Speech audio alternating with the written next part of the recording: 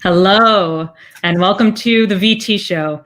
I'm Sarah Stern, and I'm one of Vineyard Theater's artistic directors. Hello, I'm Reggie D. White. I'm one of the co-conceivers of Lessons in Survival, and I'm an artist in residence this season with the Vineyard as part of the Commissary Collective. We are really excited for the return of the VT Show and to have some very special guests with us today. One was announced and others are a surprise. So first, we're going to be talking with Douglas Aibel, who, in addition to being my fellow artistic director at the Vineyard, has a whole other life, a very robust one, as a leading casting director for film and television. And we're going to talk to him tonight about the art of casting, what it means to audition during COVID times, maybe get some inside stories from working on some of the incredible films he's worked on, like Marriage Story, Manchester by the Sea, Unbreakable, Cradle Will Rock, Dead Man Walking, Grand Budapest Hotel.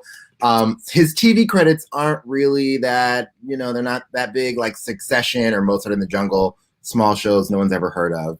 He's also worked with incredible directors like M. Night Shyamalan, Tim Robbins, Noah Baumbach, Wes Anderson, and so many other directors that you are obsessed with and directors that you have yet to become obsessed with. We're so happy he's here. Welcome, Doug. Hello. Hi. Oh my God, that introduction. Wow, that career. I mean, being the modest time for us. Thank you. I'm just used to just being the modest co-host of our little evenings. No. So it's great to see everybody and lovely to be here.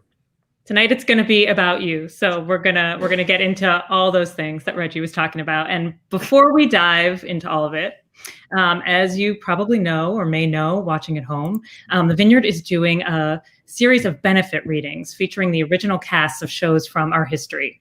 And this series is going to kick off next week with Brandon Jacobs Jenkins' play Gloria, his extraordinary play Gloria. If you saw the production, I know that you remember it.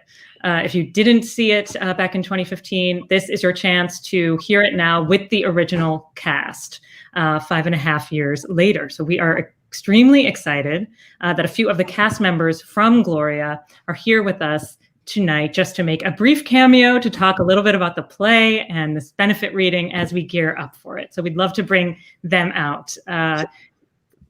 Jennifer Kim, Catherine Combs, and Ryan Spahn are all with us. Welcome, guys. Welcome. Hello. Hi. Thank you for having us. So happy to have you guys here.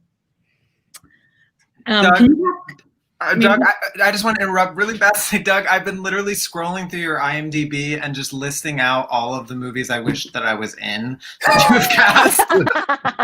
And I've decided really that it's anything that Noah Baumbach has done and anything Kenneth Lonergan has done, and also Mozart in the Jungle. So those are my top three. I would say that you three are among my top three favorite actors on the planet. And Gloria was... I don't want to speak for Sarah, was just one of the most indelible and amazing works of art and companies of actors we've ever had on our stage. So it was really special. So it's extraordinary to have everybody together again these years later. Yeah, thank you for having us. You're gonna make me cry. Yeah, thanks for having us. It's such a special group of people. It feels, just the fact that it's rare that you get to reconnect with castmates, let alone redo a show in different settings and different times. And it's amazing that this group it really feels very special. And it's always such a treat to come back to those rich words, those rich characters, and the wonderful people involved. There's so much love there. And I hope that it shows in how much we, love to work together, or how much enthusiasm comes from being together. That's how I feel, at least. I agree. What is it like to revisit the play now?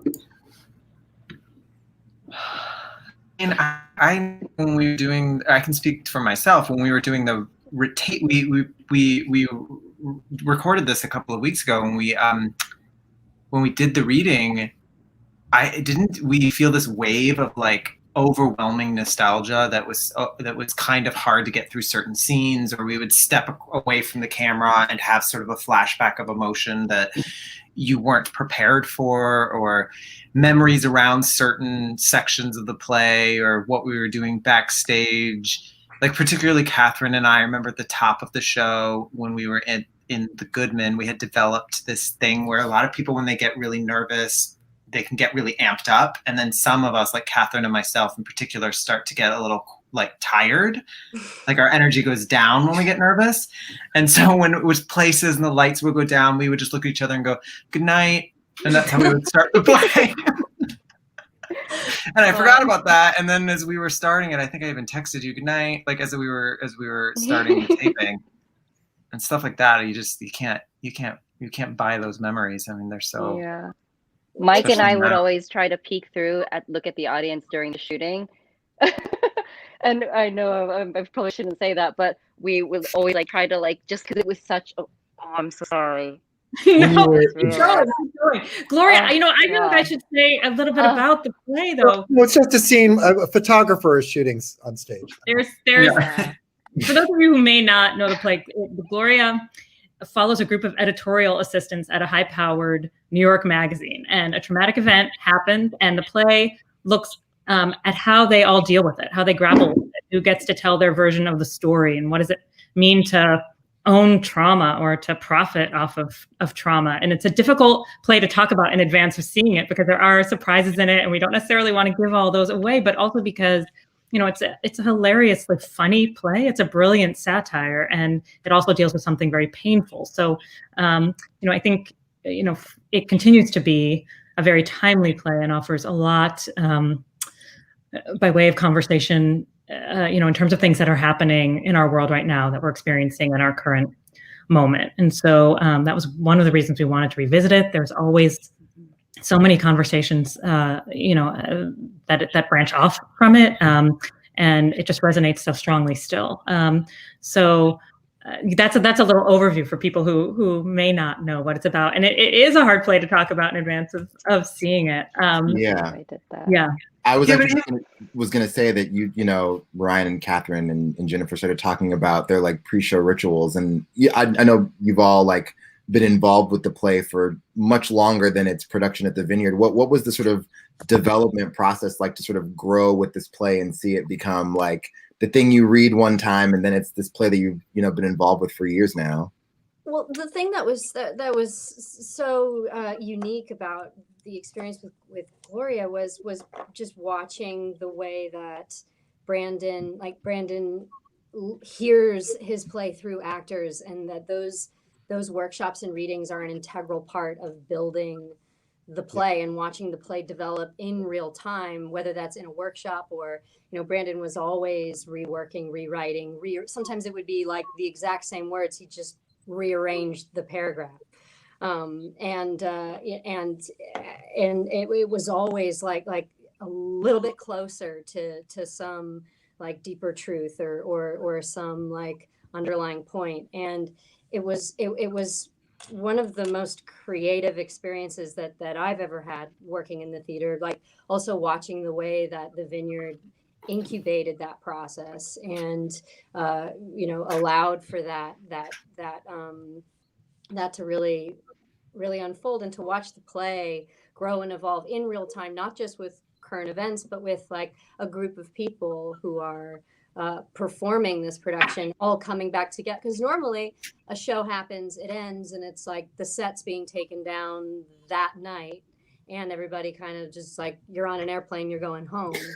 And so it was amazing a few years later to do it at the Vineyard, and then all of us to come back together and do another remounted production intact, same costumes, and to watch it like, because it's that feeling of like, well, we did it. Are we going to do it again? Like, can we do it again? And then it just expands to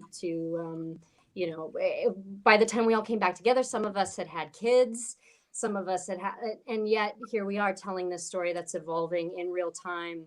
It really did, even though it really, it stays true to the current climate of what's going on today. And it was incredible to watch that evolution and to be a part of it. Brandon and I, go for it. No, go ahead.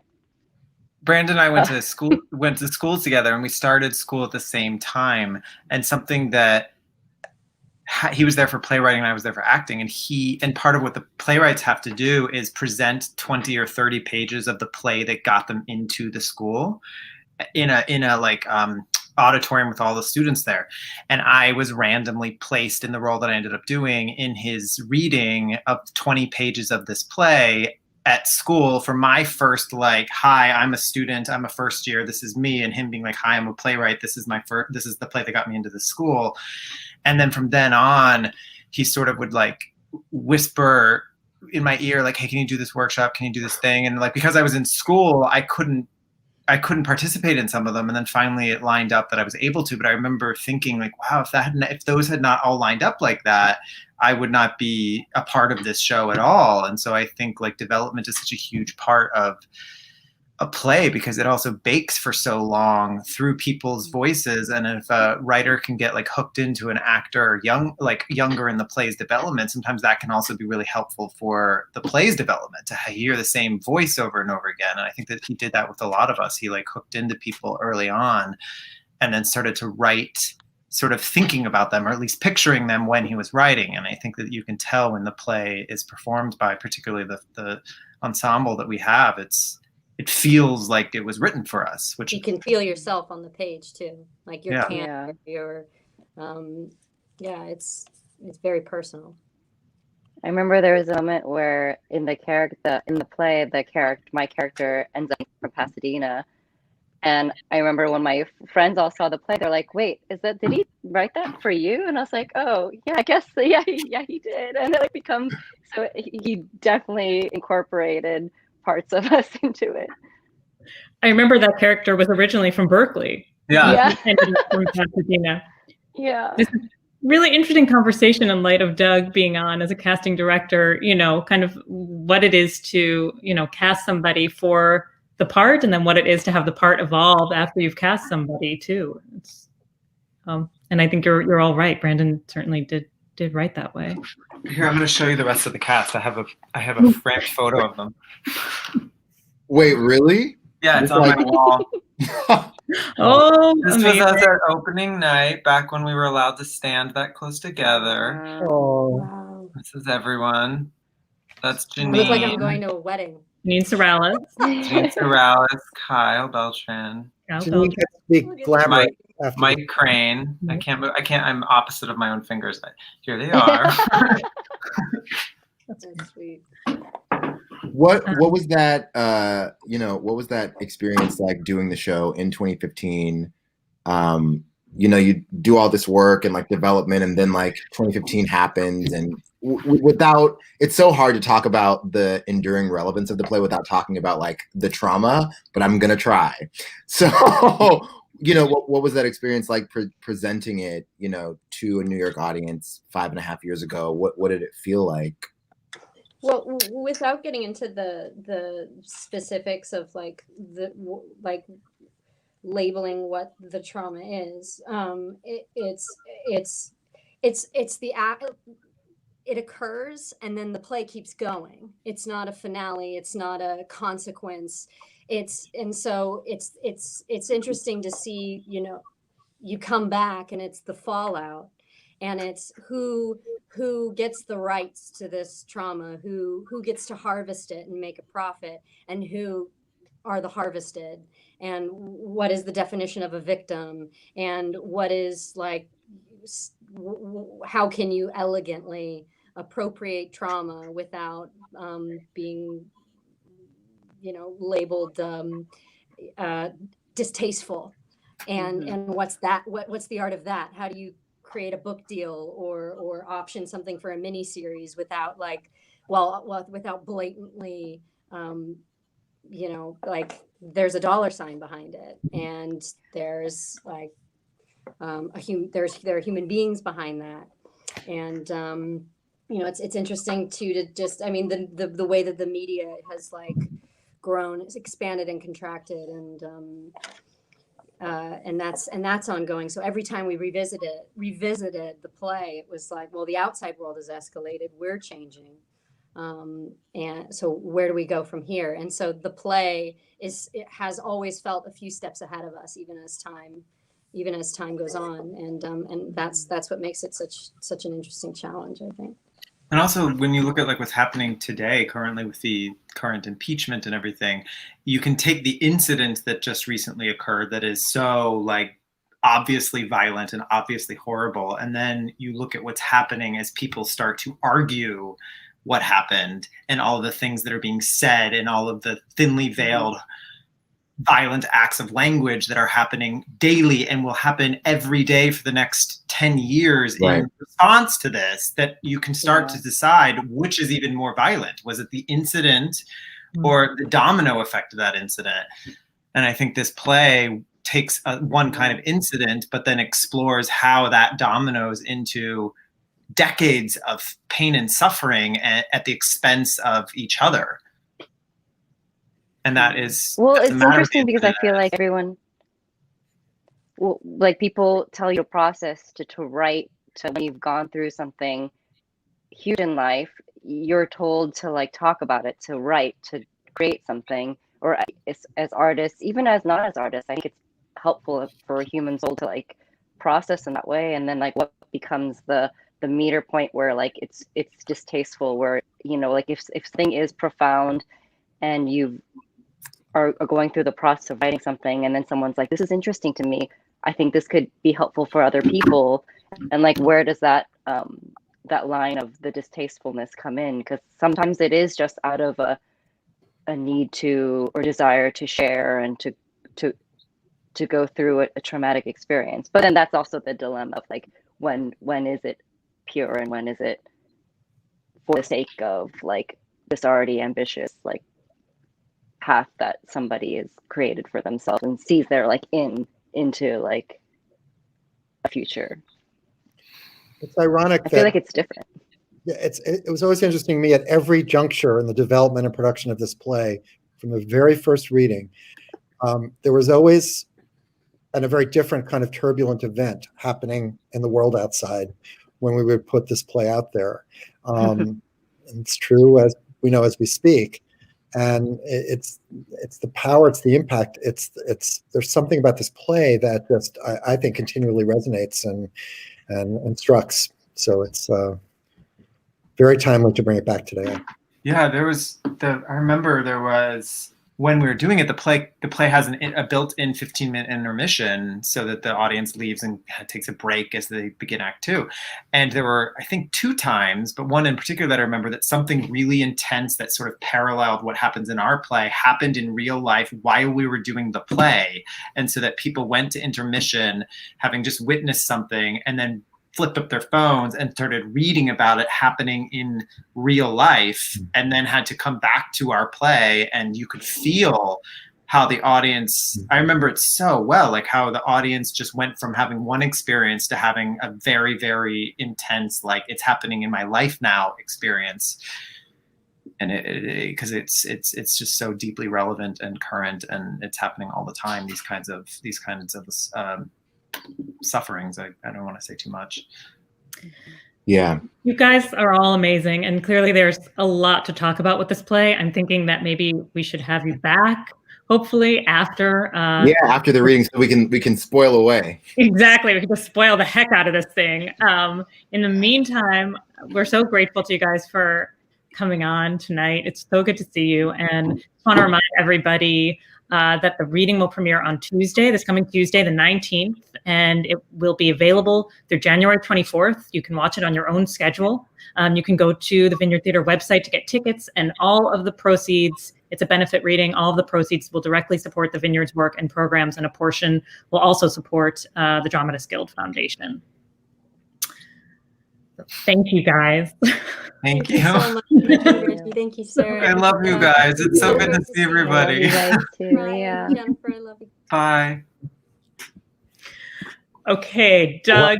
Oh no, here we go. Let's talk casting. That's a segue. Thanks. Okay, first of all, why don't we That's start? really, How did you become a casting director? Yeah. How did I go there? It's curious how the turns that one's life takes, because sometimes it's sometimes quite accidental. It was never really a conscious thing. I came to New York as a aspiring young director and also interested in producing and dramaturging and working as a volunteer at various theaters. And in the early days, once I became involved with the Vineyard and some other theater companies, I would have to sort of self-cast shows that I was directing or readings that I was doing, because I didn't have the money for a casting director, and I was pretty good at it. And I as a child, I guess I just had a good memory for remembering the names of like obscure character actors from old movies, and just finding the process at home, watching a film and thinking, oh, maybe so and so would have been good in that part or something, and loving actors. And actually, the strange journey of how the Vineyard started is tied in with this. But very briefly, I had a day job, one of my 2 day jobs at Manhattan Theater Club, and I had befriended the house manager, a young writer named John Shanley. And I directed an early play of his at Ensemble Studio Theater, another theater that I was sort of volunteering at, getting to know millions of great character actors at the time there. And because they didn't pay any money, I got to be the casting director of the marathon as a volunteer. At the time, Ensemble Studio Theater, all of us were in our early 20s, and we could be called director or program director because we weren't paid. So, we got lofty titles. So I got to know a lot of actors that way. And then when Vineyard started, and the first play that I produced at the Vineyard was a play of John's called Rockaway. And it was a quirky comedy with a lot of famous old character actors that we got. Orson Bean, who recently passed away, was the lead, and we did a really good job of that. So a few years later, I sold his first screenplay, a film called Five Corners, to a Hollywood director, Tony Bill, and the director, Tony, said, this is a New York story, so I want to hire all young theater people on my film. He hired Adrian Lobel, who was a young set designer who had never done a movie, and he hired me to cast it. I had never cast a movie. I'd never been an assistant. I didn't know from anything in that field, but I just jumped in. And so that's how I got started in that arena. And then oddly enough, the 4 young leads in that movie all became movie directors.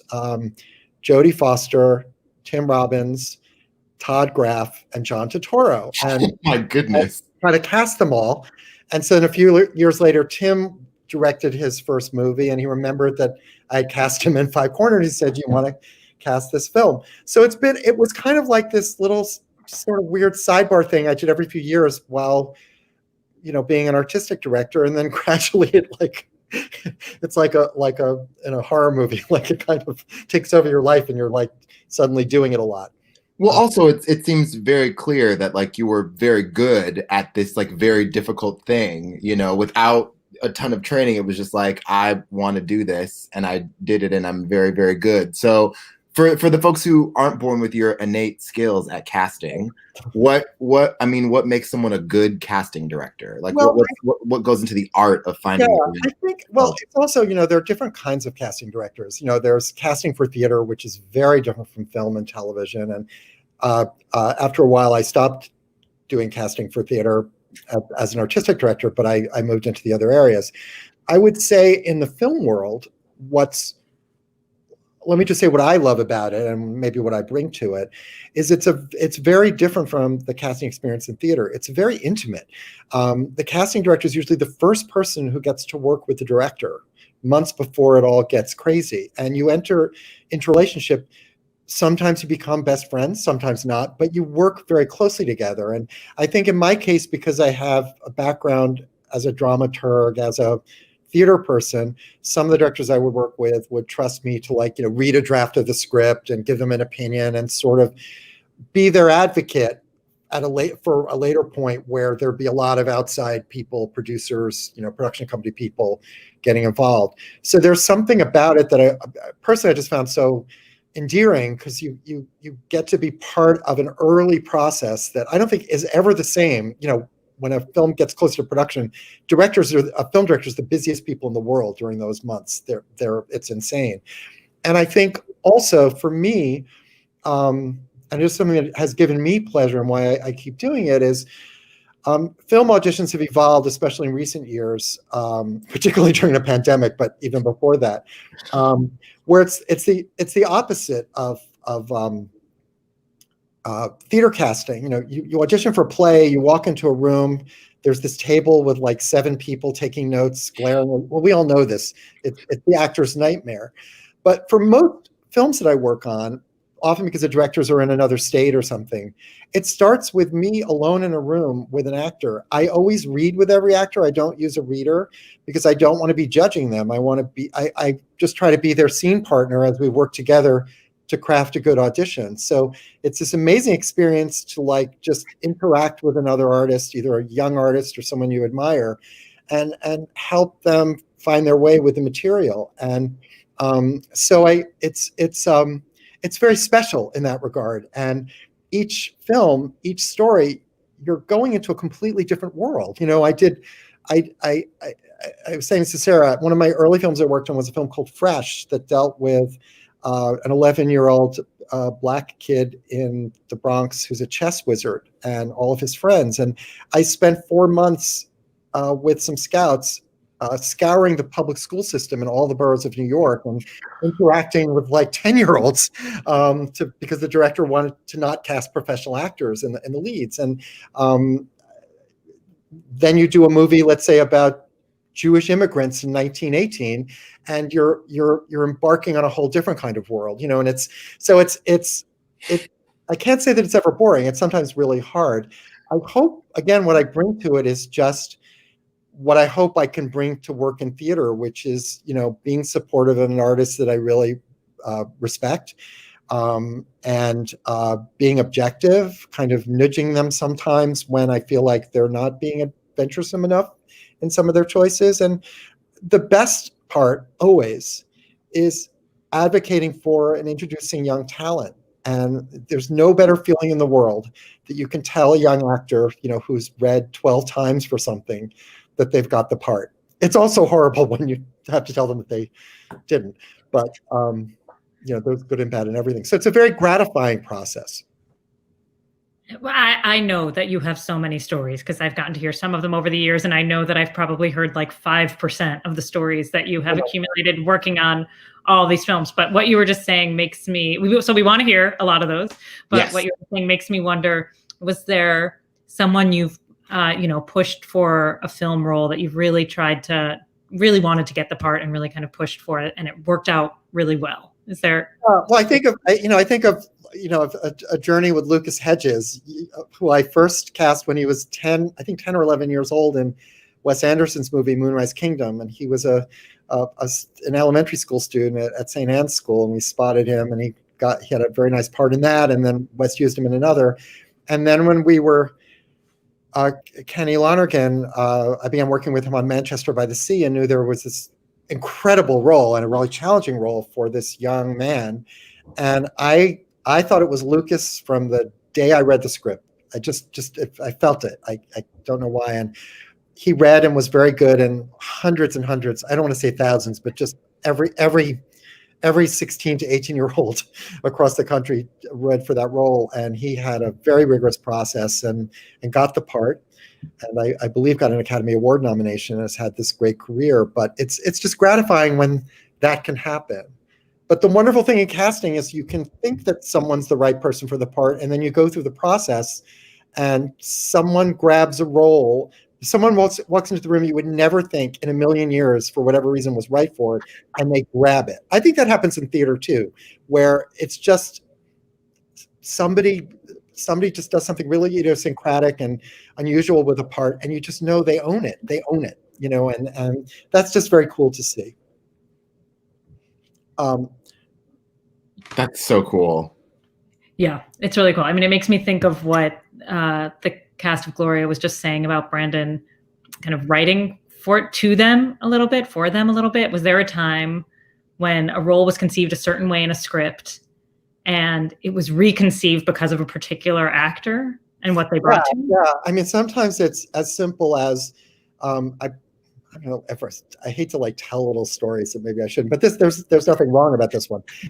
We were working on the first season of Succession for HBO, and if you watch the show, there are a lot of, let's just say, a lot of guys in suits who are like Yes. evil businessmen, and a new role was written, and a character named Jerry that was another like middle-aged tough business guy, and we were reading actors for it, and we had this idea of like, we thought of J. Smith Cameron, the wonderful actress, and kind of sneaked her into the group of auditions. And I remember she called me and said, wait, this character's named Jerry. And I'm like, well, like Jerry Ferraro, Jerry. It could be a woman. And she gave this brilliant read for it, and she got the part. And if you follow the show, that character has quite a journey. And it didn't start out as her, but through her own artistry and her own individuality, it just happened. And sometimes they're just happy, crazy accidents. I was saying to Sarah earlier, I don't know if it's on purpose or it just happens, but I tend to do a lot of child searches for movies.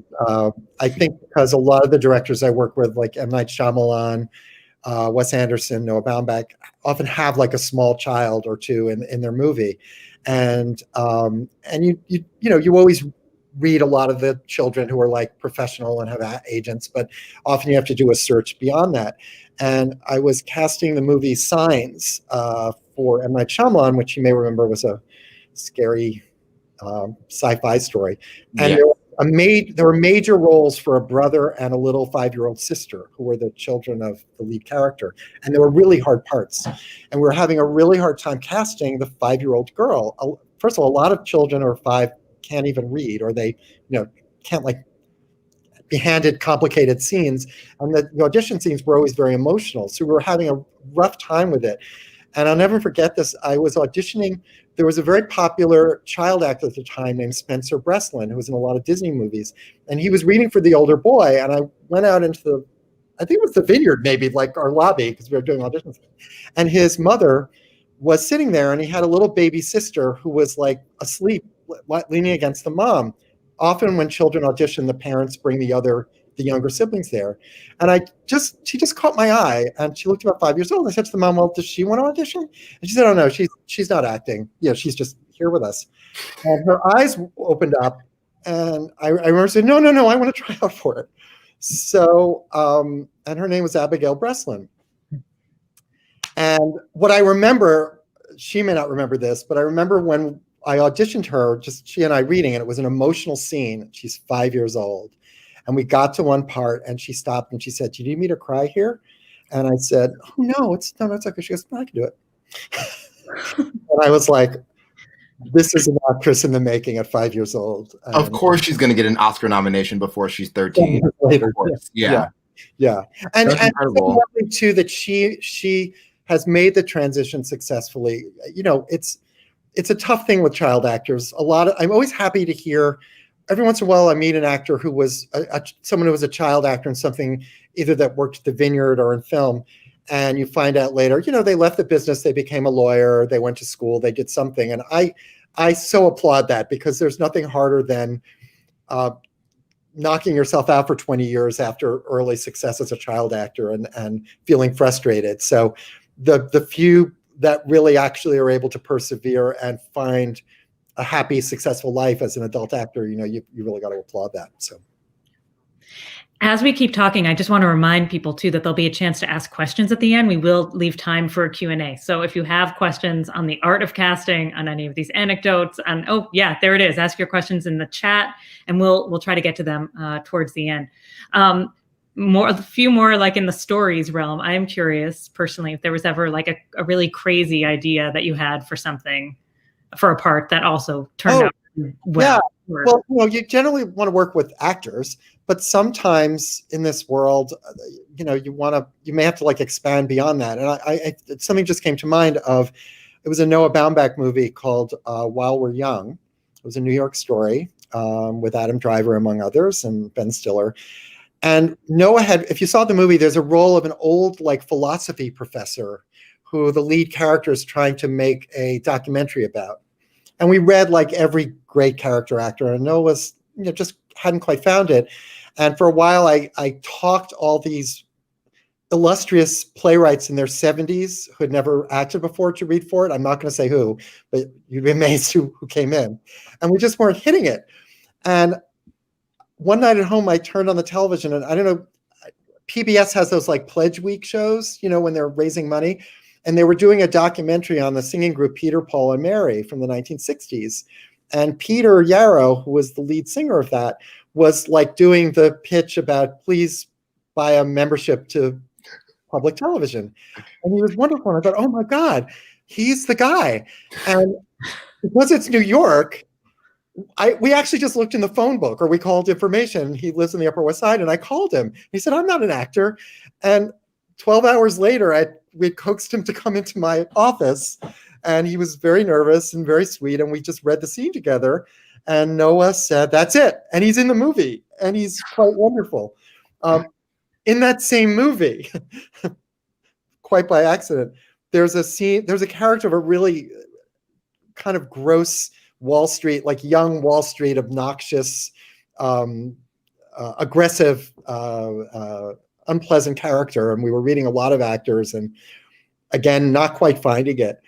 And back to the television set, I have to confess, occasionally watch reality TV. And there was a show called $1 Million Listing about hard, aggressive real estate agents. And I saw this guy, Ryan Serhant, who was that. And I called him. He came to auditions, and it's a real part. It's like a dramatic role, and he got the part, and he's in the movie. Let's be fair. He did do some acting before. Right. I've learned another thing, by the way. If you're ever looking for an apartment, almost every real estate broker that shows you an apartment was either an actor before they became a real estate broker, or acts a little bit on the side, because it is a performative thing where you're showing off the apartment. I was just gonna say they learn how to act, where they're like, this is so spacious, and you're like, are you doing an acting exercise? What are you talking about? And by the way, I just want to say I'm about casting actors, so like those are rare experiences. For the most part, I really want to give New York actors a shot at working in film and television. We were just saying in the notes here that we can always tell if it's a movie or a TV show you've worked on, because there are lots of theater actors in it. You're like, I saw them in that play. Yeah.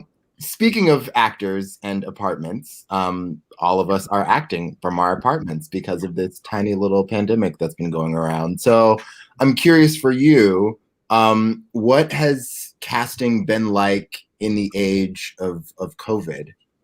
It's really interesting. Like everyone else, I've been in my small apartment for the last 10 months, 11 months, 5 years. I don't know. I've lost track of time. And luckily, in a way, there's been a transformation in casting that happened, I think, about 5 or 6 years ago, more and more, where professional actors, we call them self-tapes, where actors are asked to like put themselves on tape because they're in another city, or they're doing a play in regional theater, or they're overseas, and they tape themselves and send it in. That's not preferable to like being in the room with the director or an actor, but so I think people are used to that, and that's really how casting is going on right now. We're all working from home. Actors submit their own auditions, often from their couch or their bathroom or their kitchen, and everything is being done that way. And thankfully, while we all are waiting for the theater to happen again live, there is a somewhat of a renaissance isn't the word, but there is quite a bit of film and television going on now, or happening this spring. So actors are beginning to get work. And one other thing I want to say in terms of my years in the business, and then we'll turn to other subjects.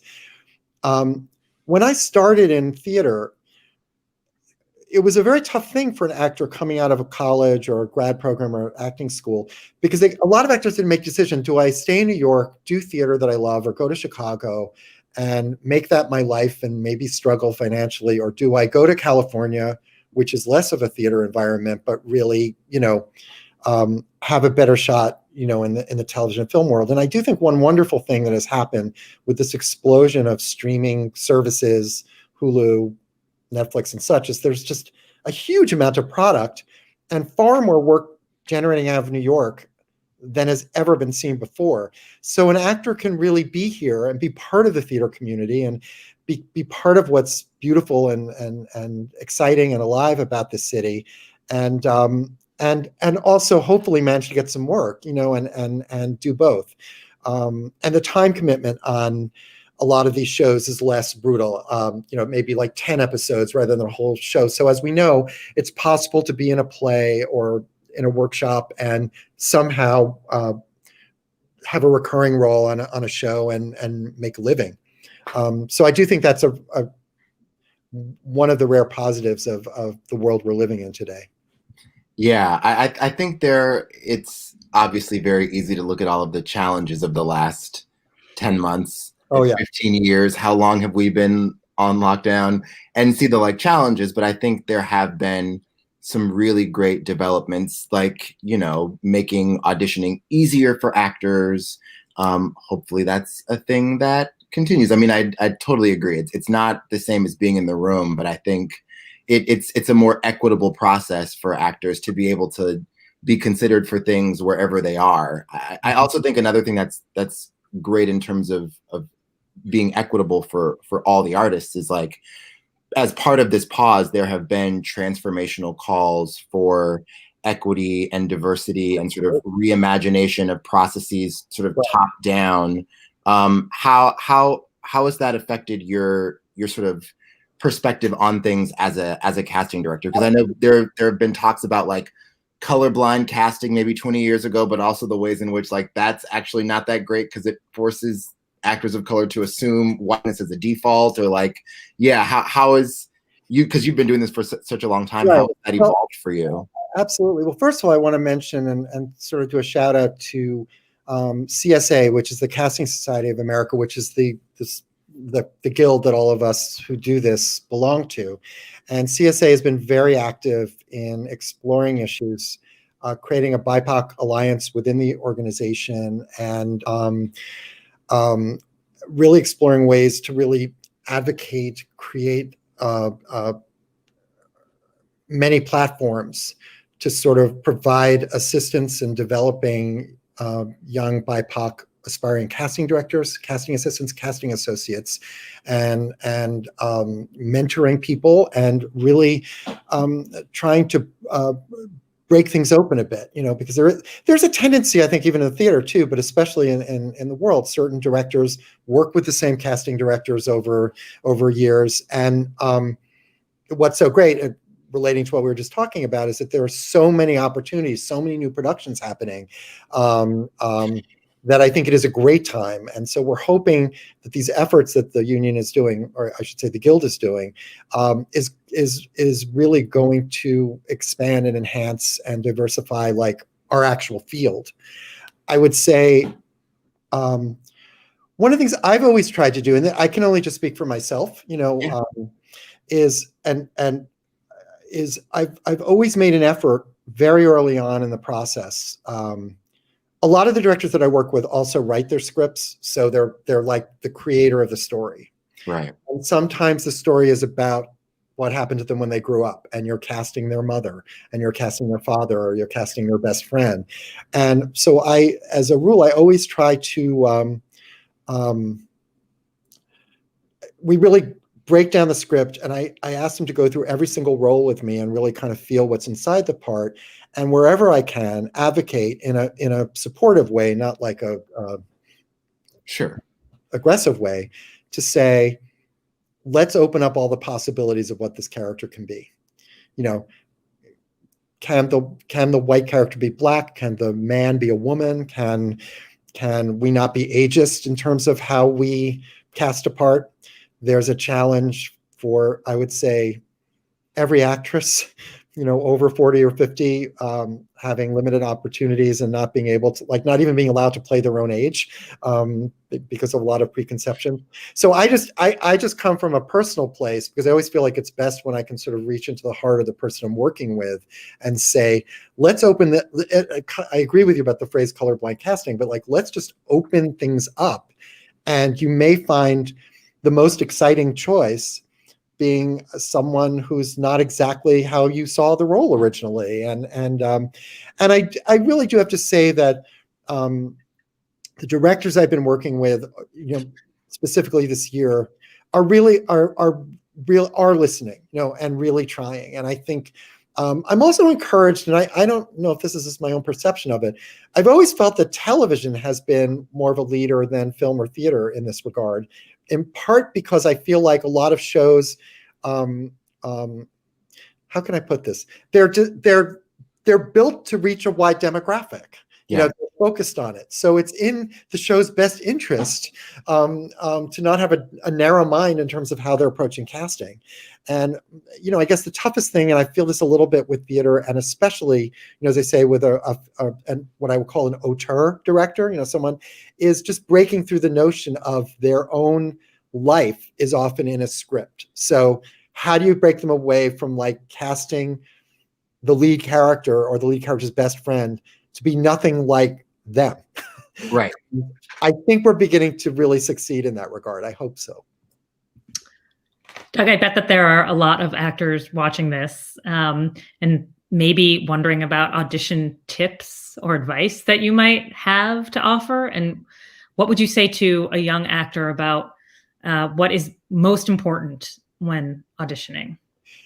Well, what I would say is sometimes actors are given like an audition, it's called a side for people who are in the business, an audition scene in advance.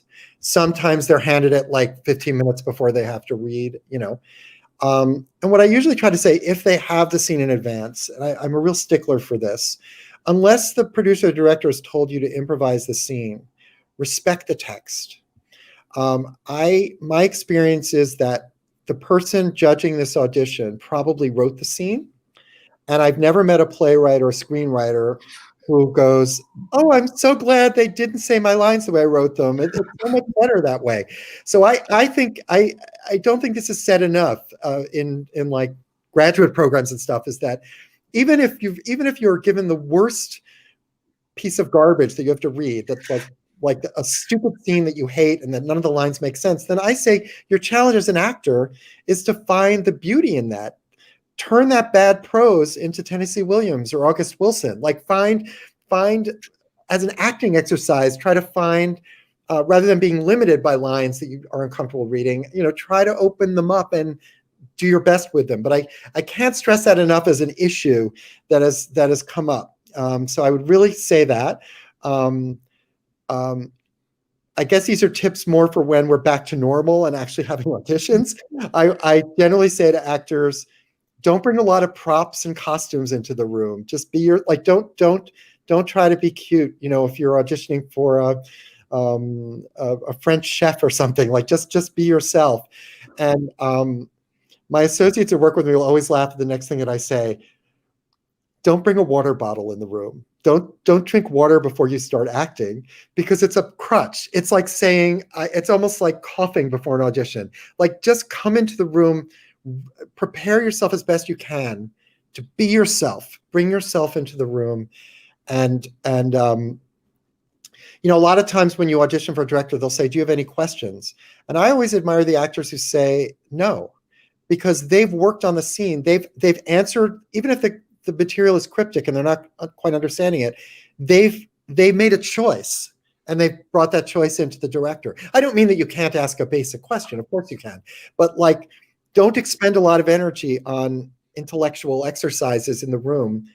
Prepare yourself to sort of emotionally get naked and just be yourself reading the scene. And film acting, I think, unlike theater acting, it's finding the simplicity and really listening to the person you're acting with. So much of auditioning, I think, in acting is reacting, not just acting. It's listening.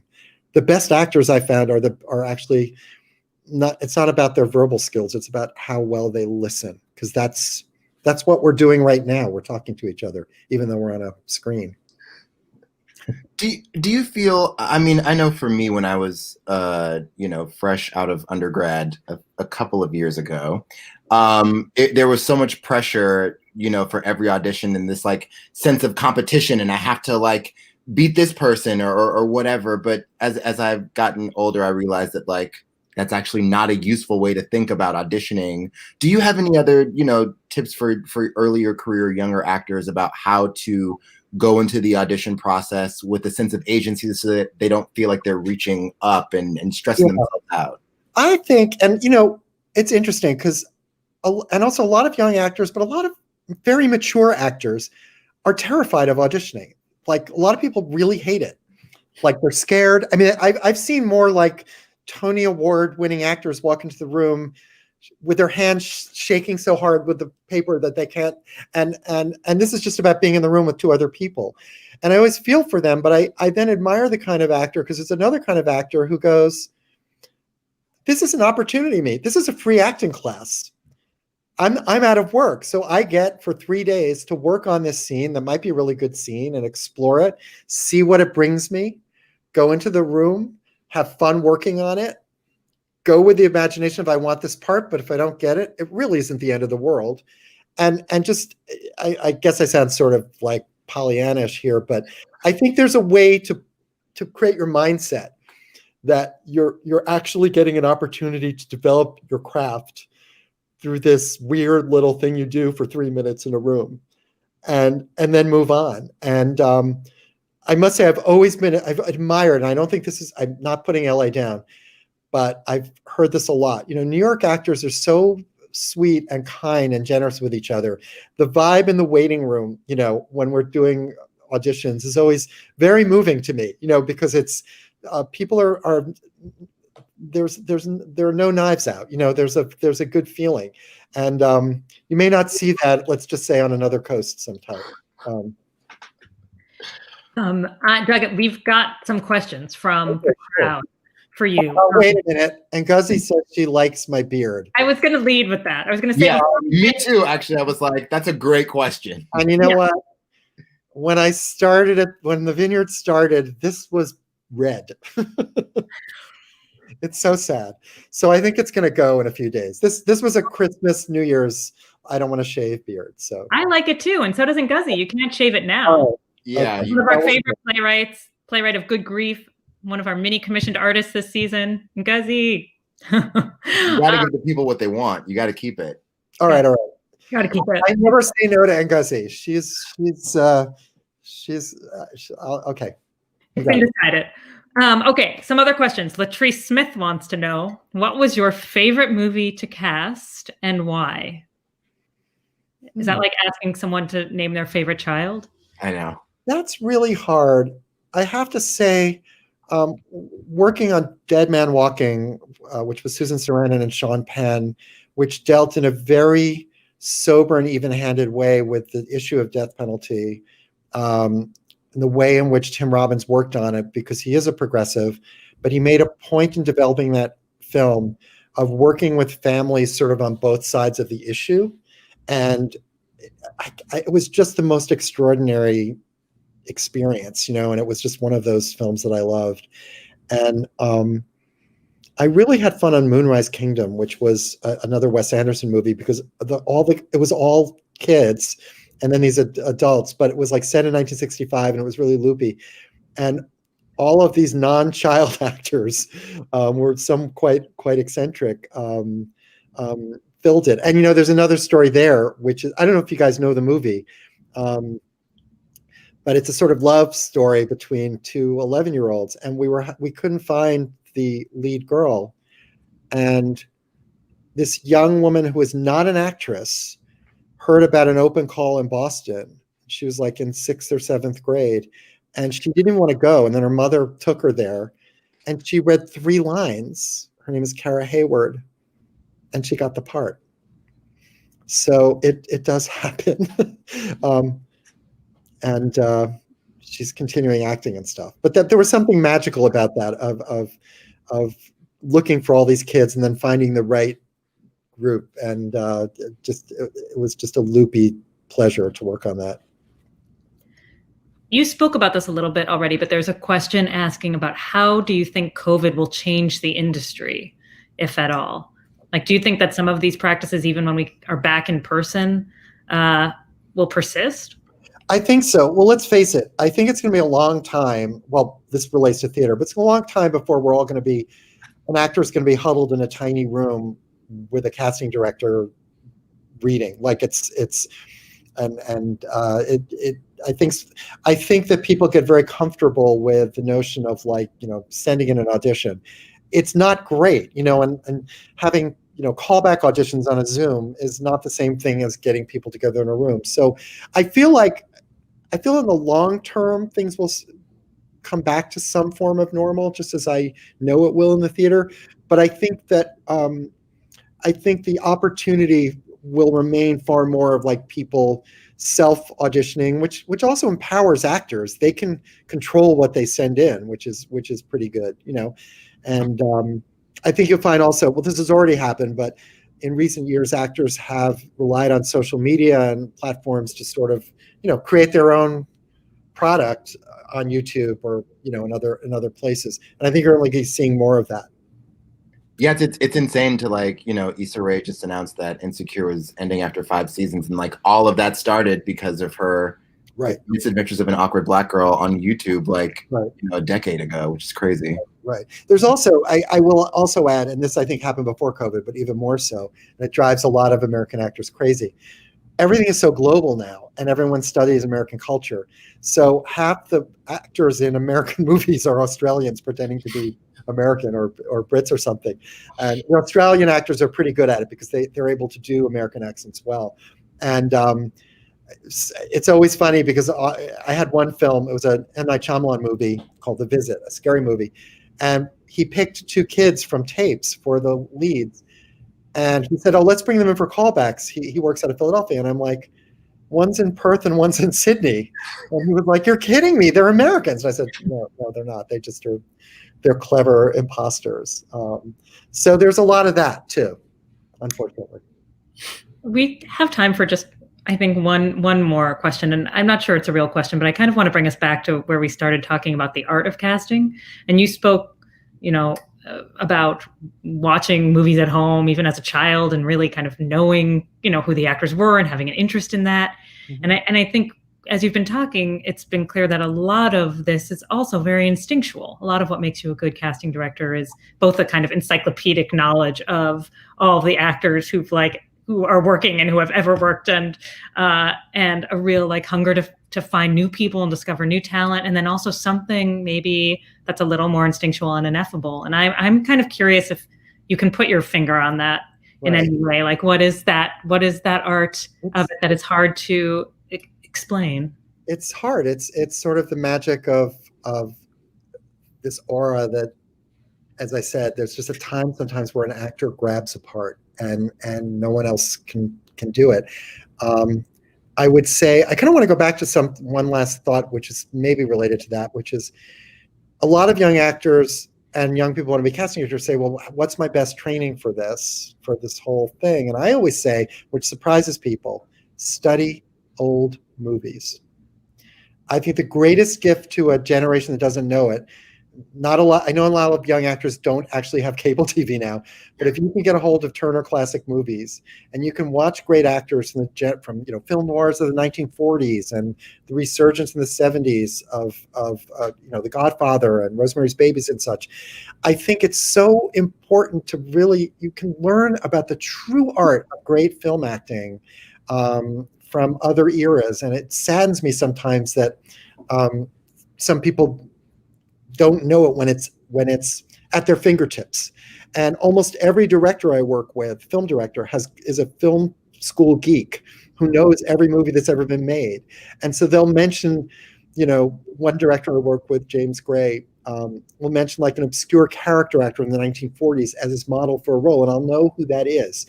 So I think it's a really, really important thing to study. And the other thing I would just say, it's not answering a question, but it's my last tip. If you're an out-of-work actor and you really want to learn how to do it and you're home during COVID, practice. Practice with your phone.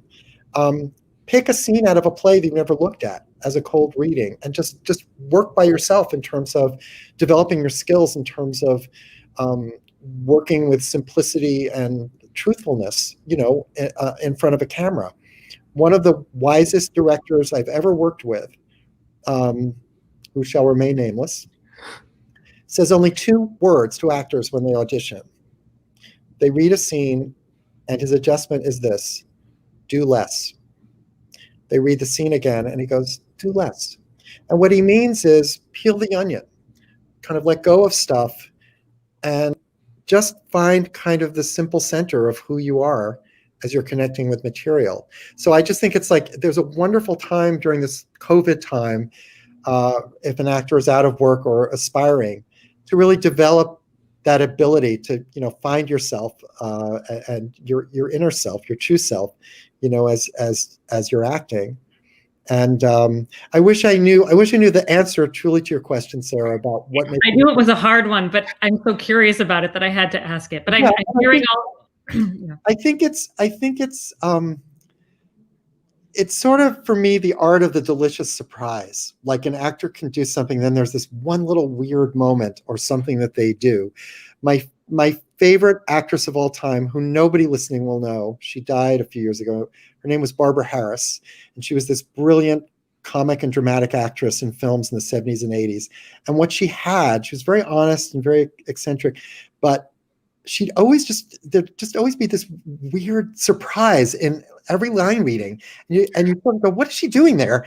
And yet it always rang true, and always rang with a sort of sweetness and that weird thing that makes something feel like life and not like acting. I feel like you've left us with the assignments of find your true self and watch a lot of movies, which I feel like sounds okay. That feels like an achievement. Doing it now anyway. Yeah, good assignment for COVID. I think we are out of time. How did that happen? I know, it went so fast. We covered a lot of terrain, including our beloved Gloria. Wow. Yeah, and I want to remind everybody that reading will be starting next week, Tuesday the 19th. You can book your tickets at vineyardtheatre.org. It's a benefit. All the money raised from it, directly benefits Vineyard programs, work, and artists. So thank you for supporting. I hope you'll come out and see it, or stay home and see it more accurately. Doug, thank you so much. It was such a pleasure to talk to you. Thank you, Sarah. Reggie, co-hosting with you is always the best. I know, it's so fun. All right, well, let's go find our true selves and watch some movies. Watch some old movies. Thanks for watching, everybody.